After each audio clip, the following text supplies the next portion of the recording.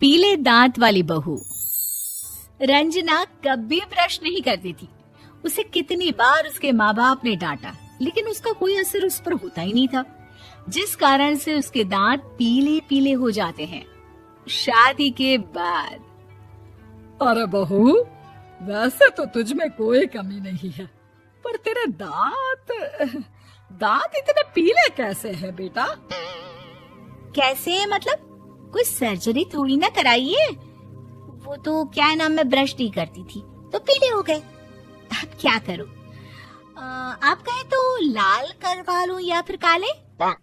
यार ये क्या है, क्यों माँ से लड़ रही हो? लड़ रही हूँ? अरे मैं लड़ रही हूँ या ये बोल रही है कि दांत पीले हैं, पीले। अरे तपस्या थोड़ी ना की है इन्हें पीले करने के लिए।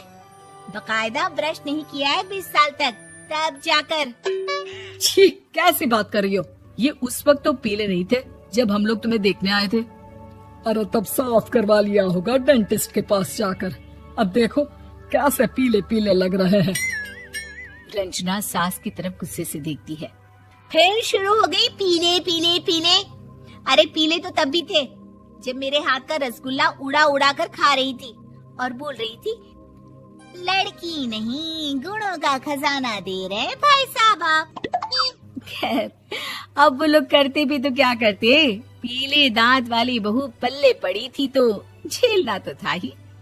एक दिन कीर्तन में रंजना गाना गा रही थी।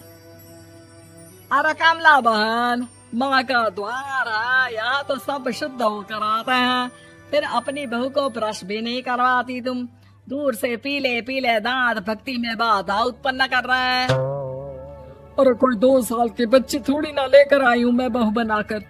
अच्छी खासी लड़की है, अरे कैसे करवाऊं ब्रश? ये तो उसे खुद करना चाहिए ना। अब माँ बाप तो इसके जैसे तैसे निपटा दिए, ये नहीं सोचा कि सास कैसे संभालेगी। सास बहू को लेकर घर आ जाती है, लेकिन सोच लेती है कि अब इसे लेकर कहीं नहीं जाएगी। अगले रोज बहू कहती है, अरे क्या हो गया, मंदिर नहीं जाना क्या? कीर्तन का वक्त हो रहा है। मेरी मधुर वाणी से कान्हा जी जागते हैं और सोते हैं। आप तो जानती है ना उनकी भक्ति में कितना मन लगता है मेरा। वो क्या है ना, तबीयत ठीक नहीं लग रही है मेरी, आराम करूंगी मैं। तबीयत ठीक नहीं लग रही? अभी तो मिथुन के गाने पर नाच रही थी आप, और अब बोल रही है कि तबीयत ठीक नहीं लग रही। अरे भक्ति में मन लगा लो सासू माँ, ऊपर जाना है, क्या मुंह दिखाओगी आप? हाँ? सास को बहू की बात पर गुस्सा आ जाता है। मैं क्या मुंह दिखाऊंगी, इसकी चिंता तो ना कर, समझी? अपने मुंह की चिंता कर, जो ये पीले पीले दांत लेकर हर जगह पहुंच जाती है। पता है लोग कितना मजाक बनाते हैं। ना जी ना, मैं नहीं जाना कहीं तेरे साथ। तो ये बात है। कोई ना, मत जाओ, मैं अपने कमरे में ही बैठकर भक्ति कर लूंगी। ऊपर वाला दांत थोड़ी ना देखता है, मन देखता है, भावना देखता है। और अरे बस बस, तू सब कुछ दिखा, बस ये सफेद चमकदार दांत ना दिखाना किसी को, है? जा यहाँ से। बहू को सास की बात का कोई फर्क नहीं पड़ता, वो तो जैसी थी वैसी ही रह जाती है। सुबह नहाकर किचन में खाना बनाना, फिर खाना खाना, कीर्तन भजन करना और सो जाना। एक दिन, माँ जी मैं सहेली के घर जा रही हूँ, शाम को लेट आऊंगी। हाँ, तो जाना, मैंने कौन सा तेरी आरती करनी है घर पर बैठकर। रंजना सहेली के घर जाती है, जहाँ वो पार्टी में जाने की तैयारी कर रही होती है। अरे शिखा, कहाँ जाने की तैयारी कर रही है? मैं गलत वक्त पर आ गई क्या? अरे नहीं यार, उल्टा सही वक्त पर आई है। मैंने ये साड़ी और ज्वेलरी निकाली है यार, शाम को इनके ऑफिस की एक पार्टी में जाना है। बताना कैसा लग रहा है ये सब? नहीं यार, इस ड्रेस के साथ तो वो वाली ज्वेलरी अच्छी लगेगी। हाँ, सही बोल रही है, मैंने ध्यान ही नहीं दिया। वैसे तो हमेशा से मस्त फैशन सेंस रखती है। तो बड़ा जाती होगी ना पति के साथ पार्टी में। रंजना कुछ नहीं बोलती, बस सोचती है कि यार काश ये बात सही हो जाती, पर मैं क्यों नहीं जाती पार्टी में? क्या इन लोगों की कोई पार्टी होती नहीं होगी? रंजना घर आती है और रात में पति से सवाल करती है, एक बात बताइए, आप मुझे किसी पार्टी में क्यों नहीं ले जाते? क्या आपकी यहाँ ऑफिस में पार्टी नहीं होती? पति बेचारा क्या कहता कि दांत पीले हैं तुम्हारे इसलिए। अरे कोई पार्टी होती नहीं हम लोगों के ऑफिस में, तो कहाँ से लेकर जाऊं? और मार्केट, मॉल, कहीं वीकेंड घूमना, कहीं तो। अरे यार सारे हफ्ते में एक छुट्टी मिलती है, तो सोचता हूँ कि आराम ही कर लूं। क्यों? रंजना मन मार के रह जाती है। पहले कभी सास के साथ मंदिर जाया करती थी, लेकिन वो भी सास ने ले जाना बंद कर दिया।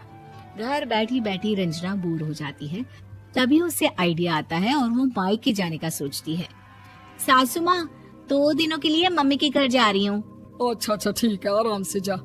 और हाँ, माँ से कुछ अच्छी आदत सीख कर आना कि कैसे शरीर के हर भाग की तरह दांतों की सफाई भी जरूरी होती है, समझी? शुरू हो गई ना आप। वो लोग आपकी तरह नहीं है कि छोटी छोटी बात का बतंगड़ बना दे। उन लोगों के लिए मैं मायने रखती हूँ, ना कि मेरे पीले पीले दांत। रंजना माँ को बिना बताए उन लोगों को सरप्राइज देती है, लेकिन जैसे ही वो दरवाजे पर पहुंचती है, अंदर देखती है कि घर वाले कहीं जा रहे होते हैं। अब माँ, काश रंजना दीदी के दांतों वाली प्रॉब्लम नहीं होती, तो वो भी हम लोगों के साथ चलती ना बुआ जी की बेटी की शादी में। हाँ बेटा, लेकिन अब उसे कौन समझाए कि उसको उसके पीले दांत नहीं दिखते, लेकिन उसके आसपास के लोगों को कितना एम्बैरेसिंग फील कराते हैं। मुझे तो कितनी बार उसके स्कूल की टीचर ने शिकायत की कि उसके साथ कोई लड़की बैठना भी नहीं चाहती, और ना ही कॉलेज में कोई उससे बात करना चाहता था। लेकिन पता नहीं क्यों उसे ये बात समझ में ही नहीं आती। कोई कमी नहीं है उस लड़की में, बस यही कि दांत पीले हैं। वो तो भला हो जीजा जी और उनकी माँ का, जो दीदी को जैसी है वैसे ही रखा हुआ है। रंजना को अपने घर वालों की बात सुनकर बहुत दुख होता है। वो सोचती है कि वो क्या करे, लेकिन फिर वो सीधा डेंटिस्ट के पास जाती है, अपने दांत चमकाती है और कसम खाती है कि वो रोज ब्रश करेगी। अरे क्या हो गया? तुम तो 2 दिनों के लिए गई थी ना, पर कोई ना, अच्छा है, चलो आ गई तो। रंजना सास के सामने आकर खड़ी हो जाती है और पूरी स्माइल करती है, उसके चमकदार दांतों को दिखाती हुई। हैं? चले मंदिर? माँ, मुझे माफ कर दीजिए, मैंने आप लोगों को बहुत एम्बैरेसिंग फील करवाया। मैं आज से रोज ब्रश करूंगी।